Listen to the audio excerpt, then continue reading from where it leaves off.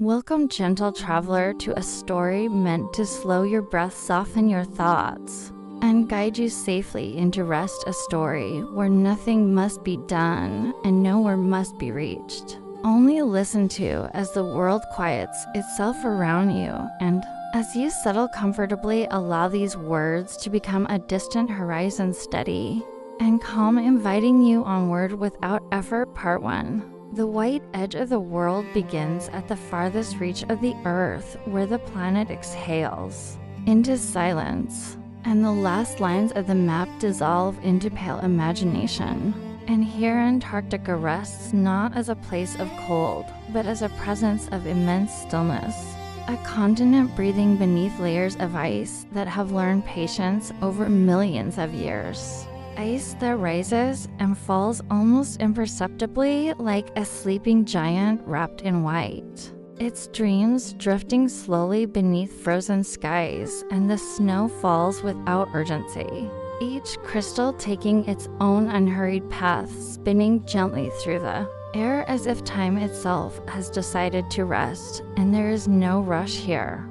No sharp edges to thought, only the soft accumulation of quiet upon quiet. The light is faint, and blue stretched thin across the horizon, neither night nor day, but something in between, a long-held breath of the world. And in this half-light, the frozen sea gleams like polished stone, smooth in places, fractured in others, yet all of it calm, all of it at ease. And far off, the ice shelves stand like ancient cathedrals, vast and silent, holding stories older than memory, stories told not in words, but in pressure, patience. And time, at the very edge of this frozen continent, floats a solitary research vessel, small against the immensity, yet steady its hull, dark and quiet as it rests upon the water, and from its windows spills a gentle amber glow. Not bright enough to disturb the night, only warm enough to say that life is present, attentive, and safe, and the ship does not challenge the silence. It respects it, moving only when needed, listening more than acting. And the sea responds with soft murmurs, low whispers of water brushing metal in slow, repetitive rhythms that soothe rather than stir. Above, the sky stretches endlessly, a vast dome scattered with pale stars that seem farther apart here, as if even the heavens have learned to give one another space. And these stars do not sparkle sharply, but glow with a steady patience, watching without judgment, and the air itself feels thicker, quieter, as though sound has learned to travel more slowly. And in this place, thoughts naturally begin to lengthen, to soften, to lose their edges. And worries that once felt heavy seem strangely distant, unimportant against the gale of ice and sky. The ship turns gradually, almost ceremonially, its bow angling northward. And this movement feels like a farewell, unspoken yet deeply felt, a respectful nod to the continent being left behind. And Antarctica does not resist. It does not cling, it simply remains as it has always remained, calm, immense, complete in itself. And as the vessel begins its slow departure, the ice does not crack loudly. The wind does not howl. Everything happens with a gentleness that feels intentional, as if the world itself is guiding the transition. From stillness to motion, with care the water opens into long dark lanes, the frozen shapes receding gradually, becoming softer, bluer, less defined, until they are no longer objects but impressions, memories held lightly. And the ship glides forward, not cutting the sea, but joining it, rising and falling in a rhythm that feels familiar, ancient, like the rocking remembered from earliest dreams. And inside the vessel, the hum of engines is low, and even a quiet heartbeat that reassures rather than commands. Time loosens its grip here, minutes stretch into something wide, as something kinder, and there is no sense of loss in leaving Antarctica behind, only completion, as though a chapter has closed exactly when it should, and the continent fades into the distance, not with drama, but with grace, returning fully. To its solitude, its endless white calm, its long sleep beneath the stars, and the ship carries forward a piece of that calm, a lingering stillness that settles into every corner, into every breath, and as the horizon widens and the open sea beckons, the world feels balanced, unhurried, and deeply at rest, and with that feeling your own thoughts may begin to drift like snowflakes in still air, slow, weightless, and ready to settle. Entering the Drake Passage begins exactly where the stillness of Antarctica releases its final breath, and the ship, carrying that borrowed calm within its steel bones, moves fully into open water, where the sea deepens in color and sound, and the horizon stretches wider than before, no longer framed by ice, but by motion itself. And the Drake Passage opens not as a sudden challenge, but as a vast corridor of living water, patient, yet alert, ancient, yet awake, and the waves rise in long, slow arcs, lifting the vessel gently, as though testing its weight, its balance, its willingness to listen rather than resist. The air changes here, becoming more fluid, more alive, brushing across the deck with a steady touch that feels less like wind and more like breath, and this breath carries distant stories, echoes of countless crossings of ships that have passed quietly through the same invisible doorway between continents, guided not by force but by rhythm, and the vessel answers in kind, allowing itself to be rocked, to be carried, to surrender sharp control in favor of steady movement. The sea no longer whispers as it did near the ice, but speaks in deeper tones, rolling and resonant,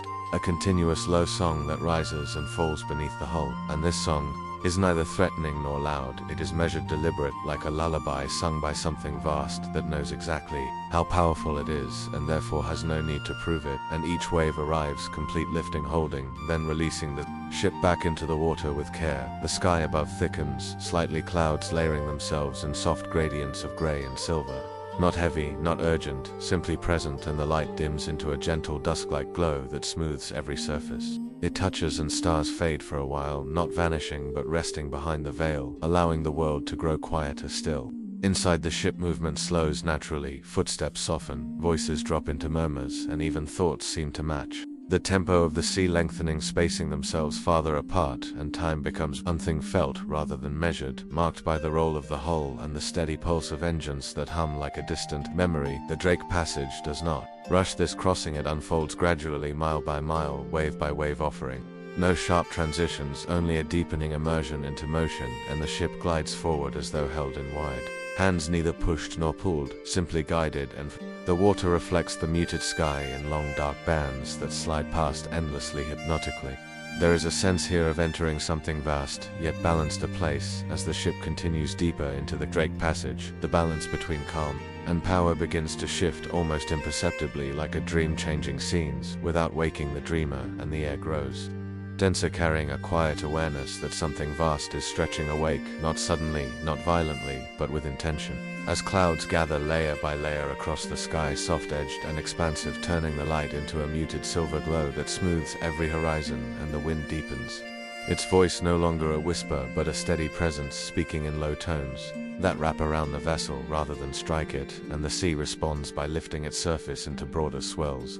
Not chaotic, not sharp, just taller, slower movements that raise the ship and set it back down with measured care, as though testing its trust, and the ship answers by relaxing into the motion, allowing the storm to announce itself without resistance. And in this moment, there is no fear, only recognition, as if both sea and vessel understand that this awakening is part of the passage, part of the story that must be told. And as rain begins to fall in fine, almost invisible threads dissolving instantly into the water below, the rhythm of the world grows deeper, steadier, and more hypnotic, guiding breath and thought into longer, softer waves. At the center of the storm, something unexpected unfolds, because instead of chaos, there is a profound slowing, as if the storm itself has reached a place of inward stillness, and here the wind circles rather than surges, wrapping the ship in a continuous flow, and snow drifts downward in wide spirals, unhurried and weightless, glowing faintly as it passes through the dim light, and the sea beneath becomes a moving mirror, dark and luminous, reflecting cloud and wave into a single seamless motion, and the ship feels suspended, no longer traveling through the storm but resting within it, cradled by forces that know exactly how strong they are, and therefore have no need to overwhelm. And this is the storm's quiet center, a place few ever notice, where nothing struggles and nothing rushes, where even time seems to pause, allowing the body to soften completely, the mind to release its grip and sleep to draw closer with every gentle rise and fall. Slowly, almost tenderly, the storm begins to loosen its hold as winds soften into long sighs and waves lower their shoulders, stretching out across the sea in smooth rolling lines, and the clouds thin just enough to let moonlight slip through, pale and reassuring, touching the water with silver calm. And the ship continues forward, steady and unhurried, leaving behind ripples that fade almost immediately, as if the ocean wishes to return to rest, and stars reappear one by one, blinking awake in the quiet sky, reflected carefully in the dark water below, and the passage feels complete now, as though the storm has shared its final lesson and has nothing left to prove, and the calm that follows is deeper than the calm before, earned, settled and full by the time dawn begins to hint at the horizon. The Drake Passage has returned to gentle motion, the sea breathing evenly beneath an open sky,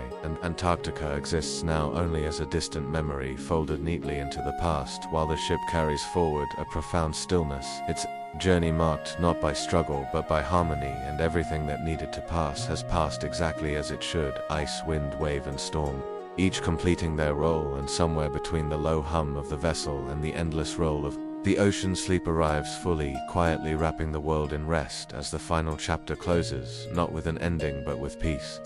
Thank you for watching the video. Please subscribe and press the bell icon for coming videos notification.